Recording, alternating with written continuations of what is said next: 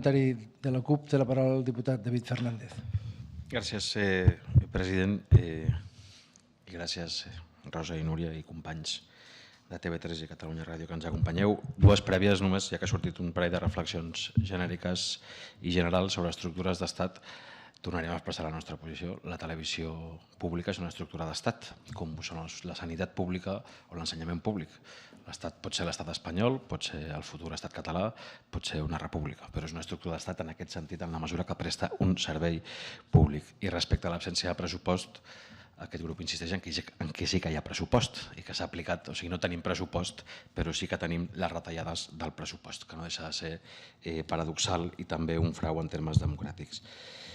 Permeteu-nos també fer les preguntes als companys del comitè d'empresa en clau eminentment periodística, què, com, quan, on, per què i qui, que l'ERO, aquest grup també comparteix l'opinió sindical, que mai ha sigut la darrera opció, segurament ha sigut la primera des del primer moment, i l'altra ha sigut l'estratègia per aplicar-la, de deixar passar el temps i no explicar res. El com, malauradament ho hem sentit, sense diàleg, sense estudi d'alternatives, unilateral, via impositiva, via silenci i via opacitat. El quan, no cal dir-ho, en el 6è any de la pitjor crisi i desmantellant serveis públics, en aquest cas la televisió i la radiotelevisió pública catalanes, i també retallant a l'inrevés, és a dir, a l'austeritat segons Sant Lluc, a qui més té més se li donarà i a qui poc tenia se li retalla el poc que tenia. El per què és la primera pregunta, no ens posicionarem, ens agradaria saber la vostra opinió sobre el per què. L'on no deixa de ser singular d'un país venut a altres interessos, és a dir, s'informa d'aquest ERO amb una oficina de Mediapro, on compareix Pricewaterhouse. No deixa de ser una metàfora de com es fan les coses en aquest país. I el qui, òbviament, ja s'ha dit per activa i per passiva, doncs aquell Pricewaterhouse on tornem a trobar portes giratòries entre el món polític i el món econòmic.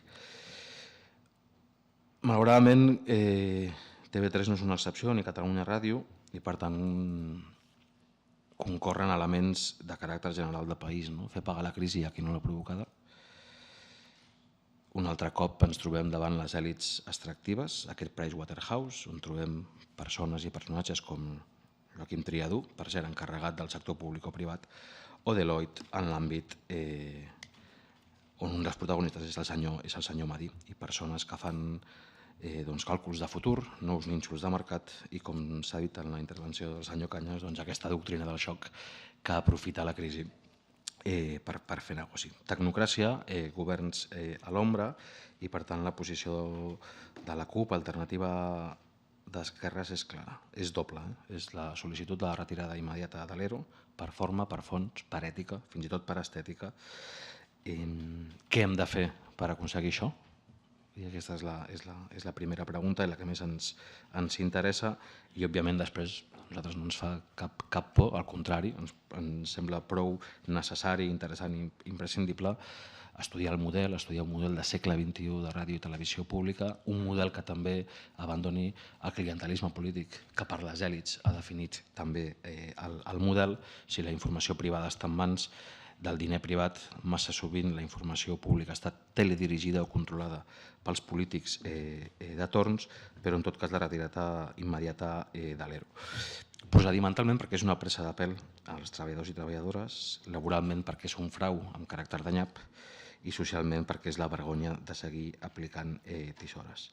I les preguntes serien dobles, que atenent com s'ha fet, no només el què sinó el com, doncs un plantejament obert i directe al grup de Convergència i Unió perquè també replantegi la retirada de l'ERO i el reset, el mínim reset democràtic per tornar a començar des del diàleg.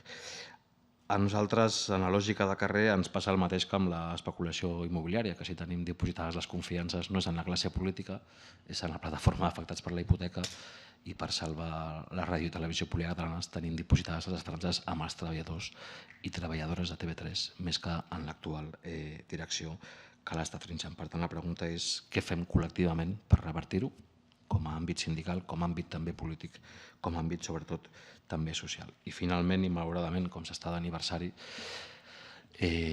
un 30è aniversari en el cas de Catalunya Ràdio, paradoxal recordar que s'han fet 30 anys, però que ja s'han fet 30 anys d'aniversari perquè hi ha treballadors i treballadores que l'han fet possible, perquè sense treballadors i treballadores no hi ha serveis públics.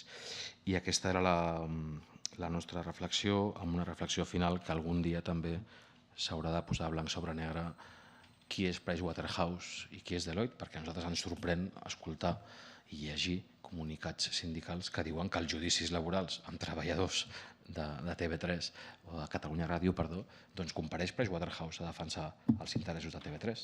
Aleshores, ho canviem tot i que ja mani Pricewaterhouse directament i que ens ho diguin i aleshores ja ens revoltarem o que aclareixin els termes de quina és la relació exacta de Pricewaterhouse i quan cobren.